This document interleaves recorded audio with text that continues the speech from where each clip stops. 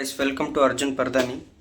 ನಾನಿವತ್ತು ಮಾತಾಡೋಕೆ ಹೊರಟಿರೋದು ಅಂದೊಂದಿತ್ತು ಕಾಲ ಮೂವಿ ಬಗ್ಗೆ.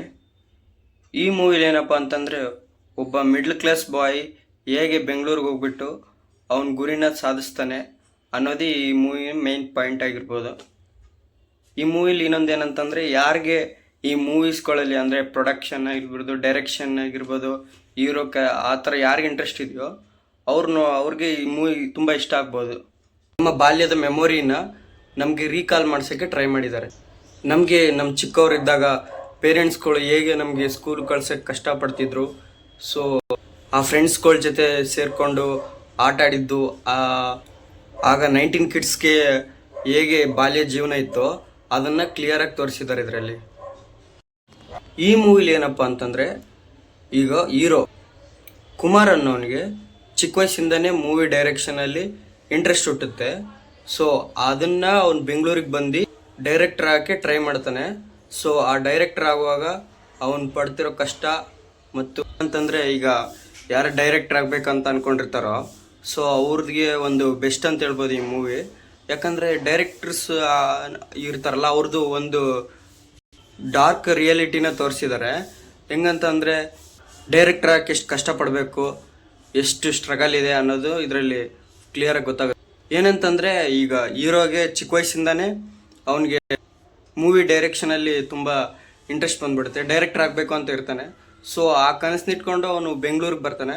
ಬೆಂಗಳೂರಿಗೆ ಬಂದು ಇಲ್ಲಿ ಏನೇನು ಮಾಡ್ತಾನೆ, ಎಷ್ಟು ಸ್ಟ್ರಗಲ್ ಪಡ್ತಾನೆ, ಅದರಿಂದ ಹೇಗೆ ಅವನು ಸಕ್ಸಸ್ ಆಗ್ತಾನೆ, ಅದೇ ಈ ಮೂವಿದು ಒಂದು. ಮತ್ತು ಈ ಮೂವಿಲಿ ಏನಂತಂದರೆ, ಲವ್ ಸ್ಟೋರಿಲಿ ಸ್ವಲ್ಪ ಟ್ವಿಸ್ಟ್ ಇದೆ. ಟ್ವಿಸ್ಟ್ ಯಾವ ಥರ ಅಂತಂದರೆ, ಕನ್ಫ್ಯೂಸ್ ಆಗಿಬಿಟ್ಟು ಲವ್ ಮಾಡ್ತಾ ಇರ್ತಾನೆ ಹೀರೋ. ಮತ್ತು ಸೆಕೆಂಡ್ ಹಾಫಲ್ಲಿ ಬೇರೆ ಹುಡುಗಿ ಜೊತೆ ಎಲ್ಲ ಹೋಗುತ್ತೆ.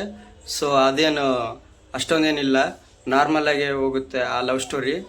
ಮತ್ತು ಇದರಲ್ಲಿ ಮೇನ್ ಏನಪ್ಪ ಅಂತಂದರೆ, ಒಂದು ಗುರಿನ ಇಟ್ಕೊಂಡು ಆ ಕಡೆ ಹೋದಾಗ ಎಷ್ಟು ಡಿಸ್ಟ್ರಾಕ್ಷನ್ ಬರ್ತವೆ, ಎಷ್ಟು ತೊಂದರೆಗಳು ಬರ್ತವೆ, ಅವನ್ನೆಲ್ಲ ಫೇಸ್ ಮಾಡಿ ಹೆಂಗೆ ಸಕ್ಸಸ್ ತಗೊತಾನೆ ಅನ್ನೋದೇ ಒಂದು ಮೇನ್ ಪಾಯಿಂಟ್ ಇದರಲ್ಲಿ. ಹಾಗೂ ಫ್ರೆಂಡ್ಸ್ ನಮ್ಮ ಲೈಫಲ್ಲಿ ಎಷ್ಟು ಇಂಪಾರ್ಟೆಂಟ್ ಅನ್ನೋದು, ಅವರಿಂದ ನಾವು ಲೈಫಲ್ಲಿ ಏನೇನು ಪಾಠ ಕಲ್ತ್ಕೊಳ್ತೀವಿ ಅನ್ನೋದು ತುಂಬ ಚೆನ್ನಾಗಿ ಹೇಳಿದ್ದಾರೆ. ಮತ್ತು ಇನ್ನೊಂದು ಏನಪ್ಪ ಅಂತಂದರೆ, ಮೂವಿನ ಯಾರು ನೋಡೋಕೆ ಹೋಗ್ತೀರೋ ಅವರು ಜಾಸ್ತಿ ಎಕ್ಸ್ಪೆಕ್ಟೇಷನ್ ಇಟ್ಕೊಂಡು ಹೋಗಕ್ಕೆ ಹೋಗ್ಬೇಡಿ ಅಂತ ಹೇಳ್ತೀನಿ. ಯಾಕಂತಂದರೆ, ರಾಜ್ಕುಮಾರ್ ಅವ್ರ ಫ್ಯಾಮಿಲಿ, ಇದು ಪುನೀತ್ ರಾಜ್ಕುಮಾರ್ ಫ್ಯಾಮಿಲಿ ಚೆನ್ನಾಗಿ ಮಾಸ್ ಇರುತ್ತೆ, ಹಂಗಿರುತ್ತೆ ಅಂತ ಎಕ್ಸ್ಪೆಕ್ಟೇಷನ್ ಇಟ್ಕೊಂಡು ಹೋಗಕ್ಕೆ ಹೋಗ್ಬೇಡಿ. ಇದನ್ನು ಎರಡು ರೀತಿಯಲ್ಲಿ ಮೂವಿ ನೋಡ್ತಾರೆ. ಮೊದಲನೇದಾಗಿ ಅದೇ ಮಾಸ್ ಇರ್ಬೋದು, ಹಂಗೆ ಎಕ್ಸ್ಪೆಕ್ಟೇಷನ್ ಇಟ್ಕೊಂಡು ನೋಡೋಕೆ ಹೋದರೆ ನಿಮ್ಗೆ ಡಿಸಪಾಯಿಂಟ್ ಆಗ್ಬೋದು. ಇನ್ನೊಂದೇನಂತಂದರೆ, ನಾರ್ಮಲ್ ಹೋಗಿ ಒಂದು ಮೆಸೇಜ್ ಇದೆ ಈ ಮೂವಿಲಿ. ಮತ್ತು ಮಧ್ಯ ಸ್ವಲ್ಪ ಬೋರ್ ಹೊಡಿಯುತ್ತೆ ಸೆಕೆಂಡ್ ಹಾಫಲ್ಲಿ, ತಡ್ಕೋಬೇಕು, ನೀವು ಏನು ಮಾಡೋಕ್ಕಾಗಲ್ಲ. ಮತ್ತು ಆ್ಯಕ್ಟಿಂಗ್ ಬಂದರೆ ಅದಿತಿ ಪ್ರಭುದೇವ್ ಅಂತೂ ಅವ್ರ ಪರ್ಫಾರ್ಮೆನ್ಸ್ ಚೆನ್ನಾಗಿ ತೋರಿಸಿದ್ದಾರೆ. ಮತ್ತು ಹೀರೋನೇ ಆಗಲಿ, ಹೀರೋ ಕೂಡ ಚೆನ್ನಾಗಿ ಮಾಡಿದ್ದಾನೆ. ಹಾಗೂ ರವಿಚಂದ್ರನ್ ಸರ್ ಕೂಡ ಅಷ್ಟೇ, ಆ್ಯಕ್ಟಿಂಗ್ ಎಲ್ಲ ಅವ್ರ ಪರ್ಫಾರ್ಮೆನ್ಸ್ ತೋರಿಸಿದ್ದಾರೆ. ಇದರಲ್ಲಿ ಇನ್ನೊಂದು ಏನಂತಂದರೆ, ಲವ್ ಸ್ಟೋರಿ, ಫ್ರೆಂಡ್ಶಿಪ್ ಇದು ಎಲ್ಲದಕ್ಕಿಂತ ಹೇಗೆ ನಮ್ಮ ಗುರಿನ ತಲುಪಬೇಕು ಅನ್ನೋದನ್ನ ಸ್ವಲ್ಪ ಚೆನ್ನಾಗಿ ತೋರಿಸಿದ್ದಾರೆ. ಸ್ವಲ್ಪ ಎಮೋಷನ್ಸ್ ಇಟ್ಟಿದ್ದಾರೆ. ನನಗೆ ಯಾಕೋ ಸ್ವಲ್ಪ ಲಾಸ್ಟಲ್ಲಿ ಕ್ಲೈಮ್ಯಾಕ್ಸ್ ಸ್ವಲ್ಪ ಇನ್ನೂ ಚೆನ್ನಾಗಿ ಕೊಡ್ಬೋದಾಗಿತ್ತು, ಬಟ್ ಸ್ವಲ್ಪ ಲ್ಯಾಗ್ ಮಾಡಿಬಿಟ್ಟಿದ್ದಾರೆ, ಎಳ್ದಿದ್ದಾರೆ. ಸೊ ಅದೊಂದು ಇದರಲ್ಲಿ ಡಿಸಡ್ವಾಂಟೇಜ್ ಅನ್ಬೋದು. ನೀವು ನಾರ್ಮಲ್ ಒಂದು ಮೂವಿ ಅಂತ ತಿಳ್ಕೊಂಡು ಹೋಗಿ ನೋಡಿ, ಚೆನ್ನಾಗಿದೆ. ಫುಲ್ ಎಕ್ಸ್ಪೆಕ್ಟೇಷನ್ ಎಲ್ಲ ಇಟ್ಕೊಂಡು ಹೋಗಬೇಡಿ. ಯಾರು ಇದು ಈಗ ಡೈರೆಕ್ಟರ್ ಆಗಬೇಕು ಅಂತ ಅಂದ್ಕೊಂಡಿರ್ತೀರಿ ನೋಡಿ, ಈ ಮೂವಿಗಳಲ್ಲಿ ಯಾರಿಗೆ ಇಂಟ್ರೆಸ್ಟ್ ಇರುತ್ತೆ ನೋಡಿ, ಡೈರೆಕ್ಟ್ರು ಇಲ್ಲ ಹೀರೋ ಆಗೋದು, ಅಂಥವ್ರಿಗಂತೂ ಇದು ಬೆಸ್ಟ್ ಮೂವಿ ಅಂತ ಹೇಳ್ತೀನಿ. ಒಂದು ಒಳ್ಳೆ ಮೂವಿ ಆಗ್ಬೋದು ಅಂಥವ್ರಿಗೆ, ಬೇರೆಯವ್ರಿಗೆ ಏನೋ ಗೊತ್ತಿಲ್ಲ.